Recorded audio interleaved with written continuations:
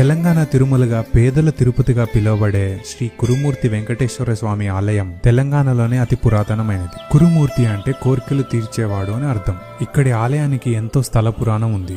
ఆకాశరాజు కుమార్తె అయిన పద్మావతి దేవిని వివాహం చేసుకునేందుకు అప్పు తీసుకున్న వెంకటేశ్వర స్వామి కుబేరుడి ఒత్తిడితో తిరుమలని వదిలి ఉత్తరం వైపు ప్రయాణం చేస్తాడు. అలా కృష్ణానది దాటి ఇక్కడున్న 7 కొండలలోని కాంచన గుహలో సేద తీరారు. ఆ శ్రీనివాసుని వెతుకుతూ పద్మావతి దేవి కూడా ఇక్కడికి చేరారు. పద్మావతి దేవి స్వామివారిని తన వెంట తిరుమలకి రావాలని అడగగా తనకు ఎంతో ఇష్టమైన కురుమూర్తి కొండలను వదలలేక వారి ప్రతిరూపాలను ఇక్కడ వదిలి వెళ్తారు. అప్పటి నుంచి స్వామివారు ఇక్కడికి వచ్చే భక్తుల కోరికలు తీర్చడం వల్ల వారు ఇష్టంగా ఇచ్చే కానుకలతోనే కుబేరుడి అప్పు తీరుతుందని నమ్మకం. అప్పటి నుంచి ప్రతి సంవత్సరం కార్తీక మాసంలో నెల రోజుల పాటు ఇక్కడ ఉత్సవాలు జరుగుతాయి. ఇది హైదరాబాద్ నుంచి 150 కిలోమీటర్స్ మాత్రమే వస్తుంది. అండ్ ఇక్కడ నుంచి బస్సెస్ మరియు ట్రైన్ కనెక్టివిటీ రూట్స్ కూడా